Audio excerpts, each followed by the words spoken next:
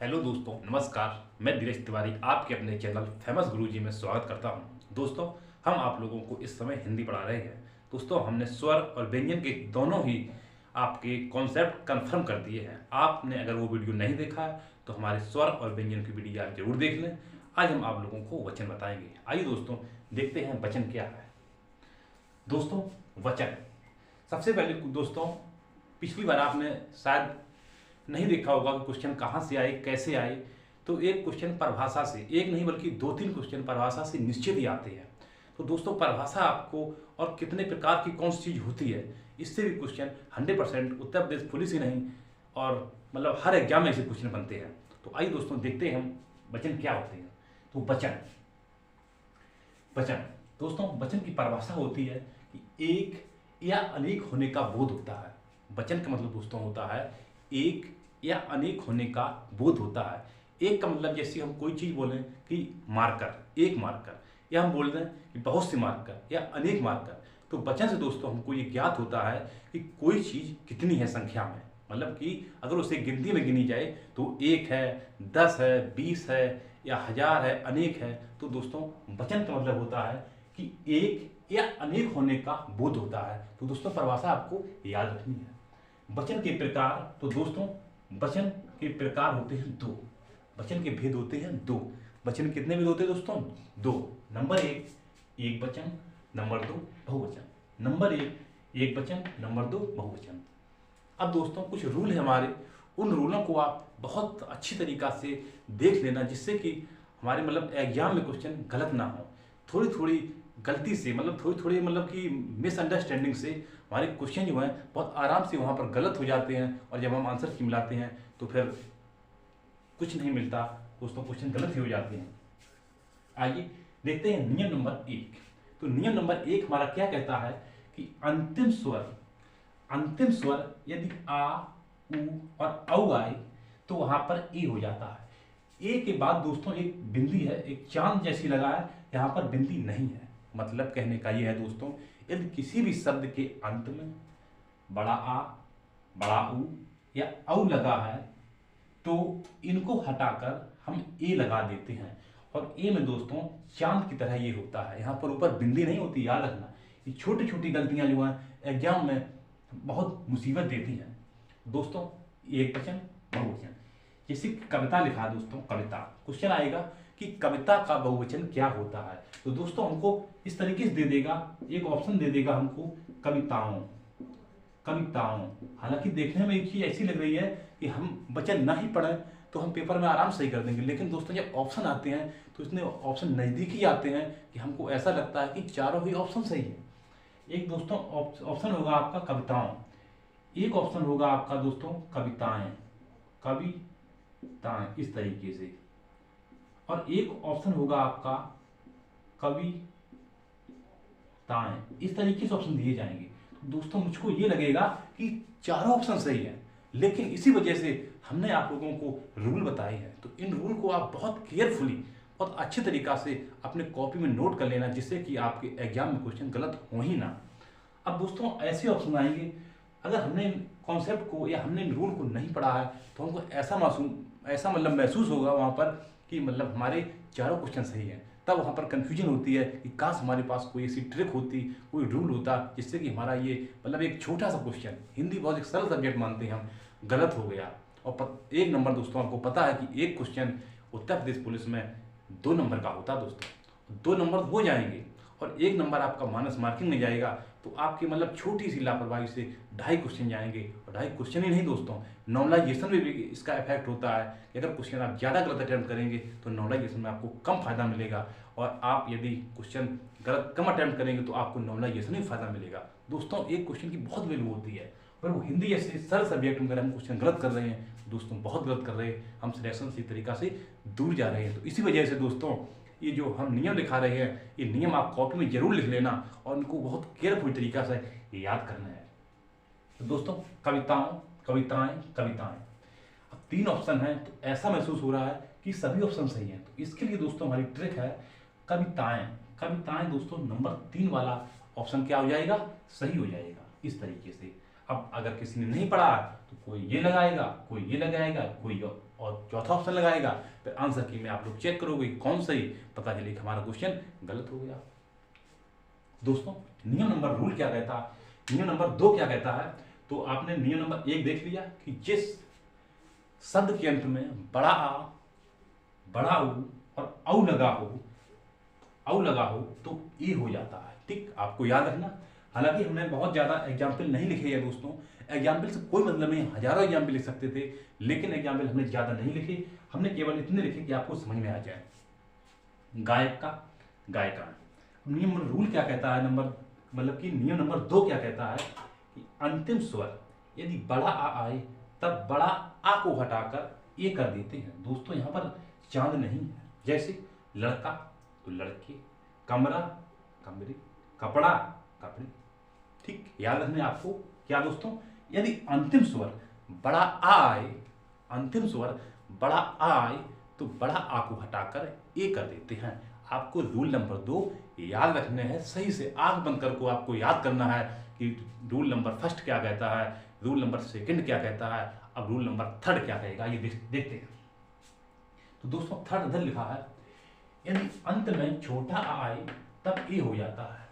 मतलब यदि अंत में छोटा आ आए तो छोटा आ का मतलब कोई वो मात्रा तो होती नहीं है, तो मात्रा का मतलब जैसे बोतल, तो यहाँ पर छोटा आ है, तो बोतल अगर है मतलब कोई यहाँ पर कोई मात्रा नहीं, सीधी सी बात, अगर कोई मात्रा नहीं है तो वो छोटा आ होगा, सीधी सी बात।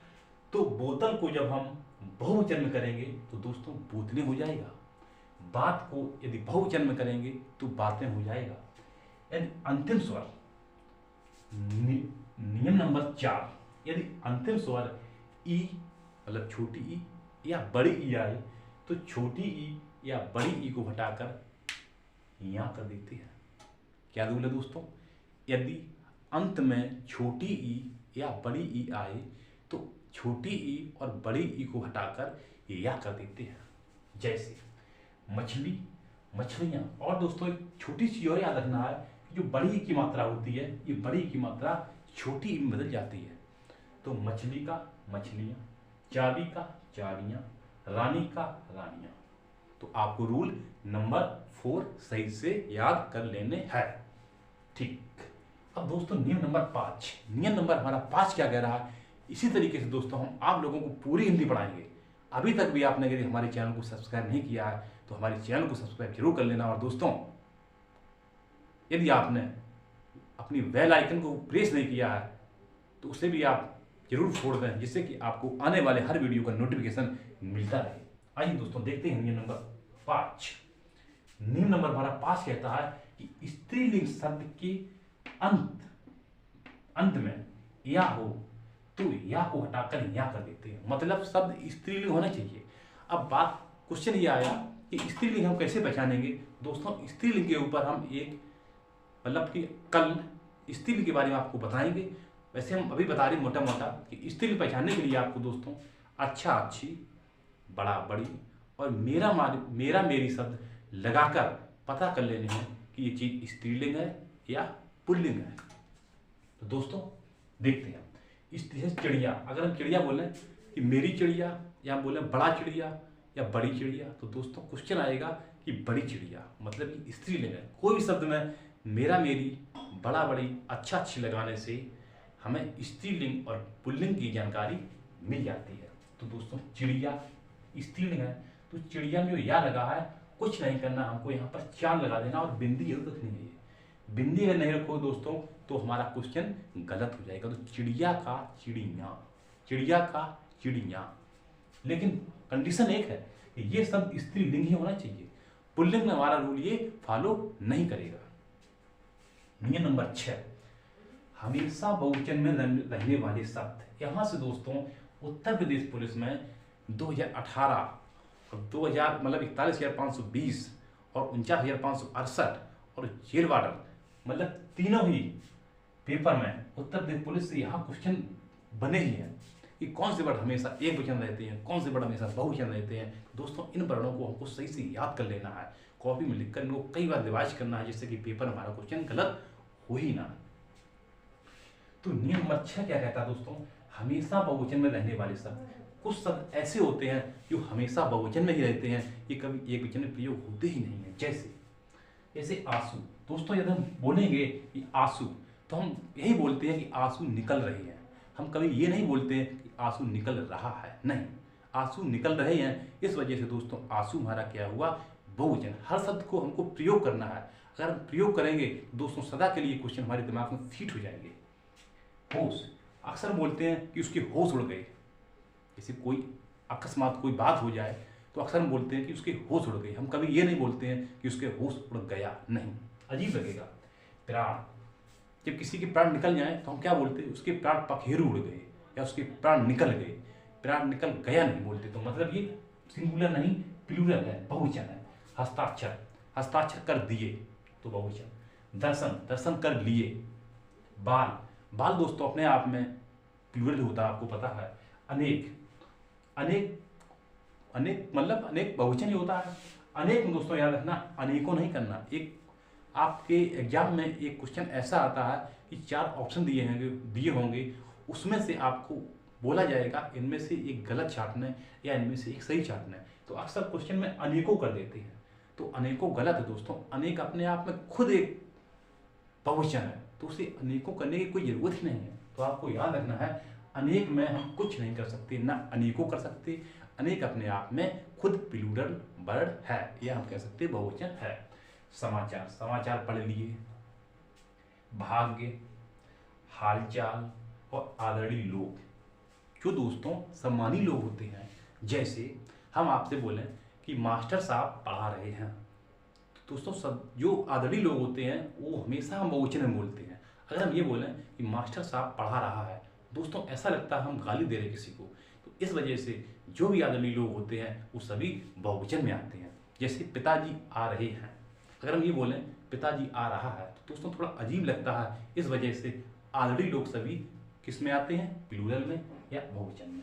तो आपको याद रखना है, आंसू, होश, प्राण, हस्ताक्षर, दर्शन, बाल, अनेक, समाचार, भाग, हालचाल, आदरणीय लोग। ठीक, ये सब किस में आते दोस्तों, ये आते सब बहुवचन। नियम नंबर 7 क्या कहता है दोस्तों, कि हमेशा एक वचन में रहने वाले शब्द। तो दोस्तों शब्द तो बहुत बन जाएंगे, तो हमको एक छोटी सी याद रखने। सबसे पहले व्यक्तिवाचक संज्ञा। अभी हम संज्ञा पढ़ाएंगे आप लोगों को, तब इसके बारे में डिटेल से बताएंगे। फिलहाल अभी आपको समझ लेना है कि व्यक्तिवाचक का मतलब होता है दोस्तों कि जब हम किसी के मतलब ऊपर एक स्पेशल बात कहते हैं। जैसे एक लड़का है और एक हम किसी का नाम ले रहे हैं, जैसे हम कहते हैं लड़का जा रहा है, तो ये दोस्तों व्यक्तिवाचक नहीं हुआ, व्यक्तिवाचक नहीं हुआ, ये जातिवाचक हुआ। जैसे व्यक्तिवाचक संज्ञा, जितने भी व्यक्तिवाचक संज्ञा होंगे दोस्तों वो सब एक वचन में आएंगे। भाववाचक संज्ञा, ये भी सब एक वचन में आएंगे। और द्रव्यवाचक संज्ञा, ये भी एक वचन में आएगी। तो हम जाति, भाव, द्रव्य आपको जब संज्ञा पढ़ाएंगे तब इसको डिटेल से बताएंगे। इस वजह से चक्कर एक पूरा चैप्टर है ये, तो इसको हम यहाँ बताएंगे तो वीडियो बहुत लंबा हो जाएगा और आप लोग लंबी वीडियो देखते नहीं हो दोस्तों।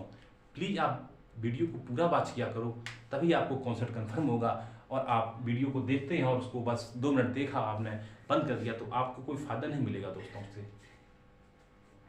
तो देखिए, सोना, चांदी, भीड़, सामग्री, कच्चा माल, दूध, घी, किसी का स्थान, चीनी, पत्थर, सच, झूठ, मिठास, प्रेम, क्रोध। मतलब भाववाचक होता है जो देखा ना जाए, अंदर होता है।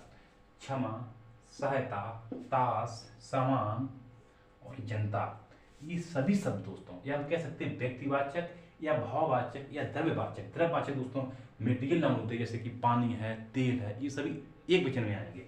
भाववाचक दोस्तों जो देखी ना जाए, प्रेम है, घृणा है, ईर्ष्या है, जलन है, ये सब क्या है, भाववाचक। और व्यक्तिवाचक दोस्तों जो किसी के ऊपर व्यक्ति मतलब किसी के ऊपर इंगित करके जाए, स्पेशल नाम दे दिया जाए।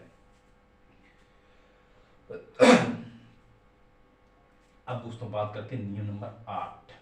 नियम नंबर 8 क्या कहता है दोस्तों, नियम नंबर 8 कहता है कि गण, जन, लोग, वृंद, हर, मंडल लगाकर भी बहुवचन बनाए जाते हैं। जैसे दोस्तों राम, राम का बहुवचन नहीं बनता। जैसे राम किसी का नाम है, राम किसी का नाम है, रामे नहीं कर सकते, लेकिन हर लगाकर बहुवचन बन सकता है। राम हर, अगर क्वेश्चन ही आ जाए कि राम का बहुवचन बनाइए, तो दोस्तों राम हर लगाकर बहुवचन बन जाएगा। राम हर लगाकर बहुवचन बन जाएगा। राम हर लगाकर बहुवचन बन जाएगा। दोस्तों जैसे बोले गण, तो भक्त का जो अगर बहुवचन पूछा जाए, आप हमने वहाँ पर लिखा नहीं है, आप लोग नोट कर लेना, हम आपको बोल रहे हैं। जैसे भक्त का यदि बोला जाए तो भक्त गण होगा, भक्त का गण, भक्त गण होगा और भक्त जन भी होगा, दोनों सही है।